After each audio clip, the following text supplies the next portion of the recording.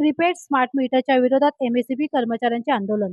Smart prepaid वीज metre यांच्या विरोधात शेतकरी कामगार पक्ष शेवटच्या सामान्य ग्राहकांना न्याय भेटेपर्यंत लढा देणार। Prasad Salvi. Maharashtra state electricity workers फेडरेशनच्या वतीने महावितरण कार्यालय वागळे स्टेट ठाणे येथे प्रीपेड स्मार्ट मीटर बसवण्याच्या विरोधात आंदोलन करण्यात आले होते। स्मार्ट प्रीपेडमुळे वीज ग्राहक, वीज कर्मचारी, सामान्य जनता व वीज कंपन्या, काम करणारे कंत्राटी व परमनंट कर्मचारी यांच्यावर परिणाम होणार आहे।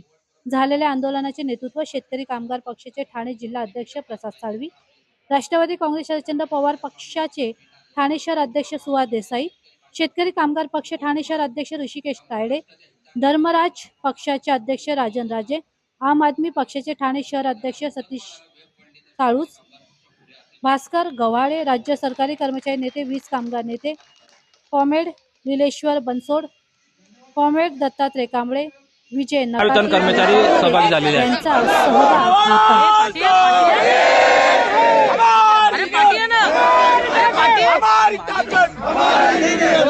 सहभाग करून स्मार्ट मीटर लावतो या नावाखाली स्मार्ट प्रीपेड मीटर ते लावत आहे। म्हणजे गेल्या 2-3 वर्षापासून आमचा कर्मचारी, अभियंता, जे मीटर खराब झाले, जे मीटर जळाले, ते मीटर आम्ही मागतोय, तर आम्हाला ते मीटर मिळत नव्हते।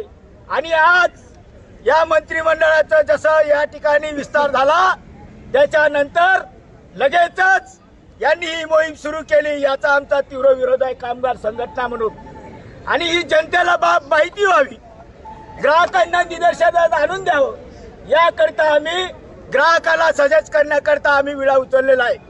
कारण की या ज्या कंपनीच्या भरोशावर आमचं कुटुंब आहे, आम्ही कंपनीची सेवा करतो, याचा अर्थ आम्ही नुसतं पगार कमवत नाही, तर या देशाचं हित आम्हाला महत्त्वाचं वाटते। म्हणून आम्ही या जनतेला एकत्र करण्याकरता आम्ही सर्व संघटनांना एकत्र केलेलं आहे।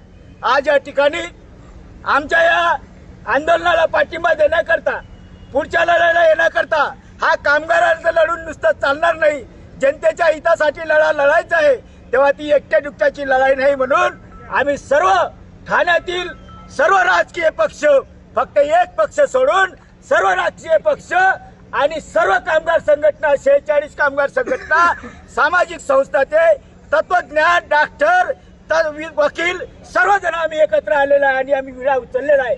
आणि आज ही मुहूर्त मेळ आहे, आमच्या कामगाराला आम्ही सजग करणार आहोत की बाबा, तुझ्या पगाराचा जरी तू आज शोधत असला, पण तू येणारी तुमची मुलं या नोकरीपासून मुकणार आहे। या जनतेला जे 12,000 रुपयाचे मीटर देत आहे, ते 12,000चे मीटर याची कॉस्ट आहे का, याची पडताळणी करायचे लोकांना आम्ही सांगणार आहोत। या सर्व गोष्टी सांगण्याकरता आज आम्ही या ठिकाणी प्राथमिक स्वरूपामध्ये विधी शॉर्ट नोटीस मध्ये ही आजची आम्ही द्वार सभा आयोजित केलेली आहे। यानंतर आम्ही सर्व संघटनाची जी कृती समिती आम्ही तयार केलेली आहे, smart meter, smart prepaid meter कृती समिती ठाणे जिल्ह्याच्या नावाने केलेली आहे। संपूर्ण ठाणे जिल्ह्यातच नव्हे, ठाणे जिल्ह्यातून या महाराष्ट्राला इशारा देणार आहोत। मागे सुद्धा आम्ही याच ठिकाणावरून अदानीच्या विरोधामध्ये तुम्ही आम्ही बघितलं असेल, आम्ही मोठा एक जनमोर्चा 50,000च्या वर काढलेला होता।